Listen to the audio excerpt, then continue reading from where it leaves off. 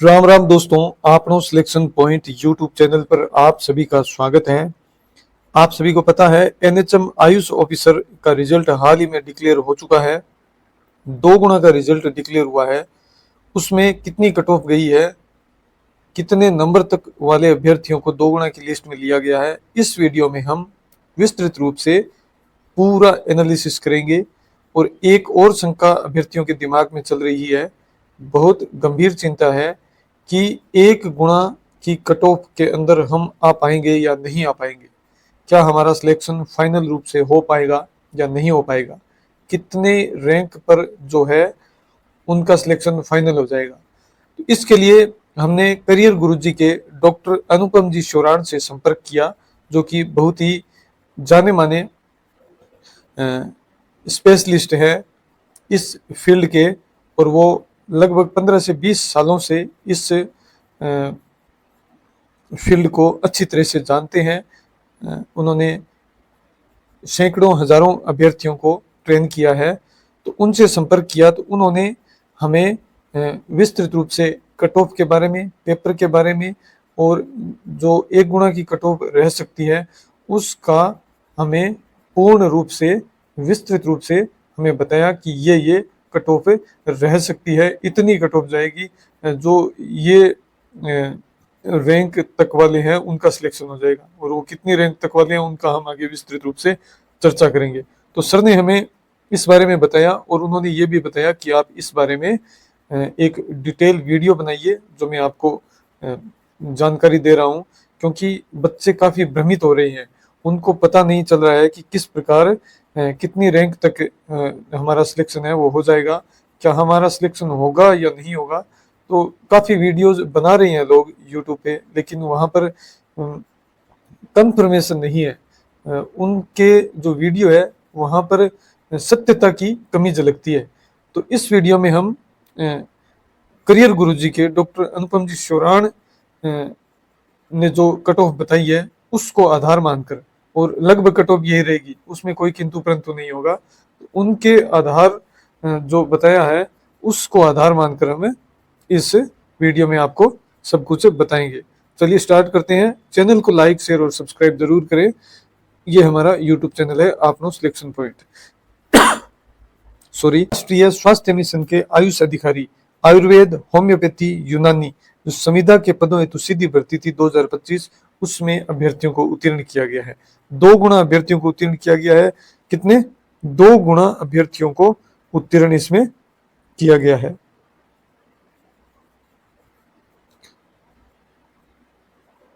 इसमें कुल कितने अभ्यर्थियों को उत्तीर्ण किया गया है? 2 गुना अभ्यर्थियों को उत्तीर्ण किया गया है। गैर अनुसूचित क्षेत्र के कुल कितने पद थे? 1340 पद है। 1340 पद है गैर अनुसूचित क्षेत्र के, और अनुसूचित क्षेत्र के कुल 195 पद है। और कुल पद कितने हैं? 1535 है। 1535 कुल पद है। इसमें कुल कितने पद है? गैर अनुसूचित क्षेत्र के कुल 1340 पद है, और अनुसूचित क्षेत्र के कुल 195, और कुल पद है 1535। और इसके लिए परीक्षा का आयोजन है वो हुआ था 26 दिसंबर 2025 को 11 बजे से लेकर 1:30 बजे तक। तो ये कुल परीक्षा का आयोजन हुआ। और ये यहाँ पर दिया हुआ डिलीट प्रश्नों का विवरण आयुर्वेद के लिए, होम्योपैथी के लिए और यूनानी के लिए, ये आप देख सकते हो यहाँ पर। फिर आगे इस पीडीएफ में बताया गया है कट ऑफ के बारे में। गैर अनुसूचित क्षेत्र के लिए कट ऑफ क्या थी? गैर अनुसूचित क्षेत्र के लिए जनरल की कट ऑफ है वो जनरल मेल और फीमेल की है 270 नंबर की। विडो की है वो 194.59 की। डिवोर्स के लिए 182 नंबर कट ऑफ है। ये 2 गुना की कट ऑफ है। कितनी? 2 गुना की ये कट ऑफ है, इसको आप ध्यान रखना। और एक्स सर्विसमैन की है 190 की। फिर यहाँ पर दी हुई है एससी कैटेगरी की। एससी की 196.65 मेरिट रही है, और बाकी नॉट अवेलेबल है, यानी कि ये अवेलेबल ही नहीं है इस कैटेगरी में।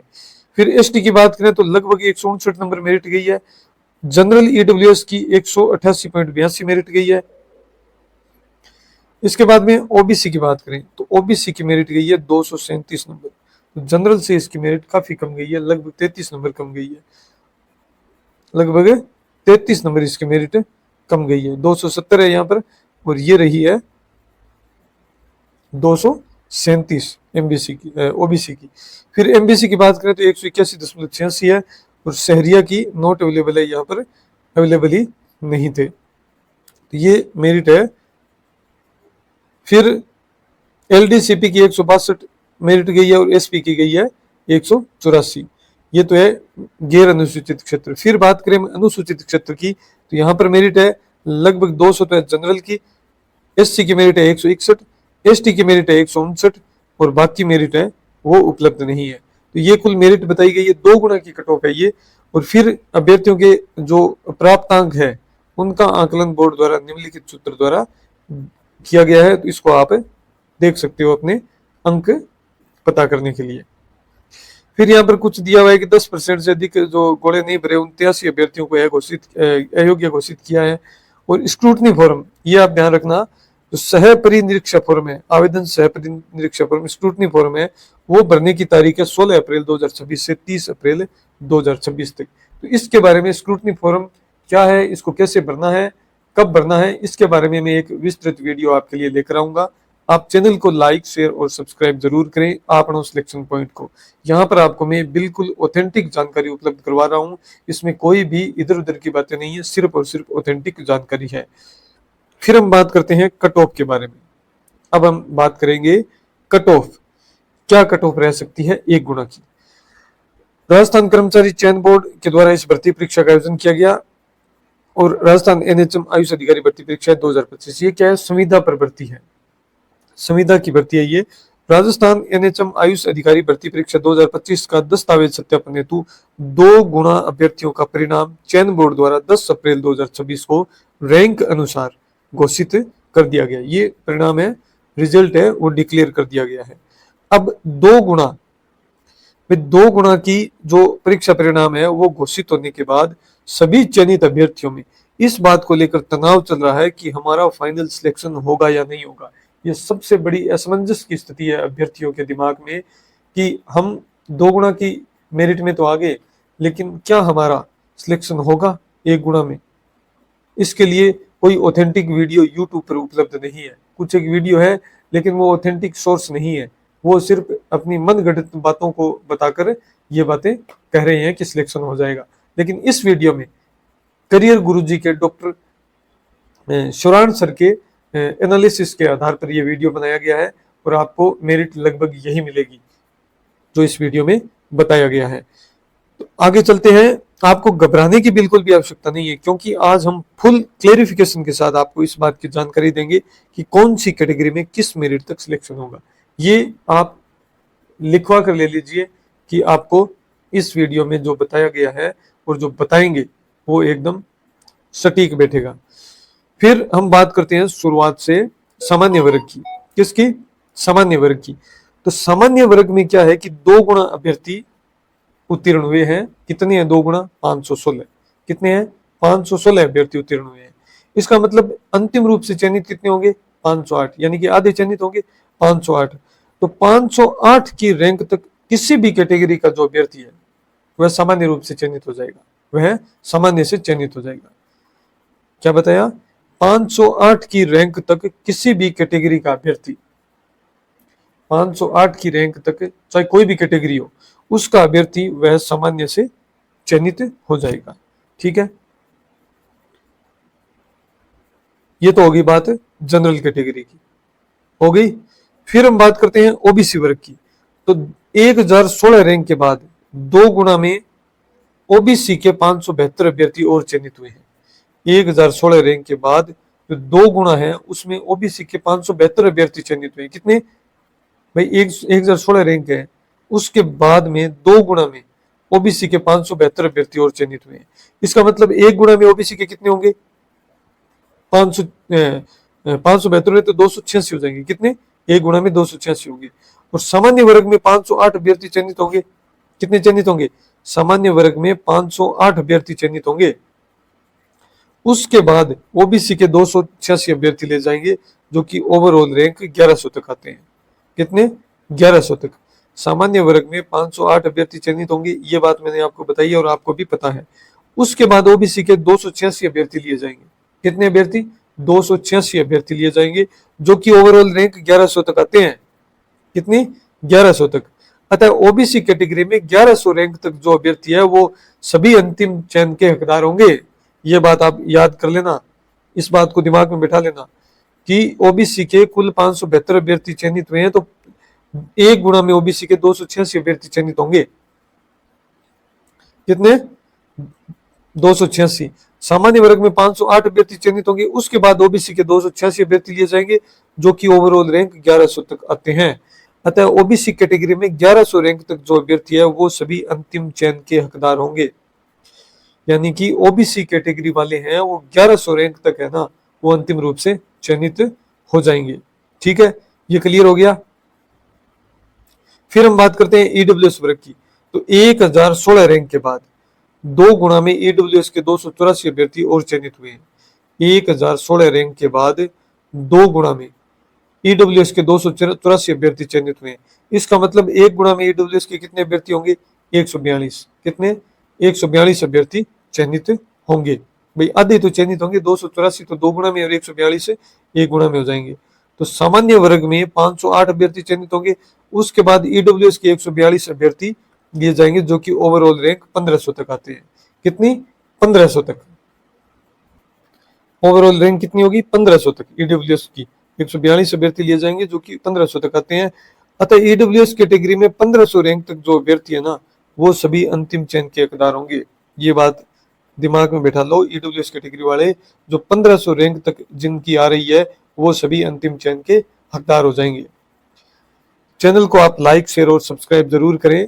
ये बिल्कुल ऑथेंटिक सोर्स के माध्यम से आपको जो कट ऑफ है वो बताई जा रही है। इसमें कोई भी मसाला लगाकर आपको उपलब्ध नहीं करवाया जा रहा है। ऑथेंटिक सोर्स और एकदम सही गणना करके आपको बता रहे हैं। फिर हम बात करें एससी वर्ग की। किसकी? एससी वर्ग की बात करें तो 1016 रैंक के बाद 2 गुणा में एससी के 440 अभ्यर्थी और चयनित हुए हैं। ठीक है, तो इसका मतलब 1 गुणा में कितने होंगे? 220 अभ्यर्थी चयनित हो जाएंगे। सामान्य वर्ग में 508 अभ्यर्थी चयनित होंगे, ये बात अब हमें पता है। और उसके बाद एससी के 220 अभ्यर्थी और लिए जाएंगे। एससी के कितने? 440 अभ्यर्थी चयनित हुए हैं, तो 220 और लिए जाएंगे, जो कि ओवरऑल रैंक 2200 तक आते हैं। कितनी? ओवरऑल रैंक कितनी है? 2200 तक आएंगे। इसका मतलब है कि एससी कैटेगरी में 2200 रैंक तक जो अभ्यर्थी है वो सभी अंतिम चयन के हकदार होंगे। कितने? 2200 रैंक तक एससी वाले चयनित हो जाएंगे। फिर हम बात करें एसटी कैटेगरी की। एसटी कैटेगरी, उससे पहले मैं आपको बता दूं, ये हमारा यूट्यूब चैनल है आपनो सिलेक्शन पॉइंट। चैनल को जरूर सब्सक्राइब कर लें, लाइक करें वीडियो को और शेयर करें।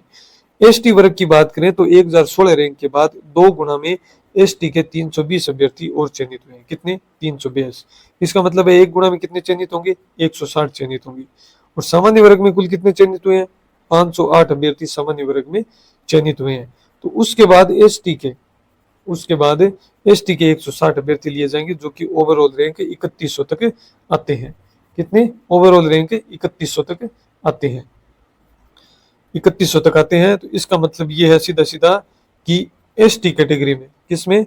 एसटी कैटेगरी में 3100 रैंक तक जो अभ्यर्थी हैं वो सभी अंतिम चयन इनका हो जाएगा। यानी कि एसटी कैटेगरी में कुल 160 अभ्यर्थी लिए जाएंगे और जिनका 3100 रैंक है उनका चयन हो जाएगा। फिर हम बात करें एमबीसी वर्ग की। तो एमबीसी वर्ग में 1016 रैंक के बाद 2 गुणा में एमबीसी के 120 अभ्यर्थी चयनित हुए हैं। मतलब 1 गुणा में कितने लिए जाएंगे? 60 लिए जाएंगे। और 508 तो जनरल कैटेगरी के है ही, और एमबीसी के 60 अभ्यर्थी लिए जाएंगे, जो कि ओवरऑल रैंक 3000 तक आते हैं। तो जिनकी 3000 तक रैंक है एमबीसी वालों की, उनका श्योर सिलेक्शन हो जाएगा। कितना? 3000 रैंक है जिनकी एमबीसी कैटेगरी में, उनका अंतिम रूप से चयन हो जाएगा। फिर हम बात करें टीएसपी कैटेगरी की। किसकी? टीएसपी कैटेगरी की। तो टीएसपी के लगभग सभी अभ्यर्थी है वो अंतिम रूप से चयनित होंगे। कितने? टीएसपी के कितने होंगे? लगभग सभी अभ्यर्थी अंतिम रूप से चयनित होंगे। अंतिम निष्कर्ष क्या है? जिनका सिलेक्शन 101% तय है।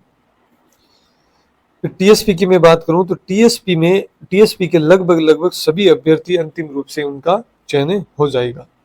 क्या हो जाएगा? अंतिम रूप से उनका। टीएसपी वर्ग की हमने बात कर ली है। जो अंतिम रूप से चयनित सभी अभ्यर्थी है वो अंतिम रूप से चयनित हो जाएंगे। इसके बाद में हम अंतिम निष्कर्ष की बात करते हैं जिनका सिलेक्शन 101% श्योर है। उनकी बात करें तो 508 रैंक, कुल 2 गुना तो है 1016 है, 508 रैंक तक है वो इनका श्योर हो जाएगा। 2316 ओबीसी की है, 2 गुना रैंक 1100 रैंक तक श्योर हो जाएगा। ईडब्ल्यूएस की 3956 रैंक है और 1500 रैंक तक इनका श्योर हो जाएगा। एससी की 3700 तक 2 गुना की रैंक है और 2200 तक इनका श्योर सिलेक्शन हो जाएगा। 2 गुना की एसटी की बात करें तो 4394 की रैंक है 2 गुना की और 3100 रैंक तक 100% सिलेक्शन हो जाएगा। और एमबीसी में 4183 2 गुना की रैंक है और 3000 तक इनका श्योर सिलेक्शन हो जाएगा। फिर हम बात करें टीएसपी की, तो टीएसपी में 2 गुना में चयनित लगभग सभी अभ्यर्थियों का सिलेक्शन 101% हो जाएगा। ये तो 101% इनका सिलेक्शन कन्फर्म है। फिर है कि उक्त चयनित अभ्यर्थियों में से जो चयनित होंगे उनमें से कुछ अभ्यर्थी डीवी नहीं करवाएंगे। डीवी नहीं कराएंगे, कारण क्या है? क्योंकि कुछ तो पीजी में चयनित हो गए हैं, कुछ की पीजी चल रही है या पीजी करने की इच्छुक है।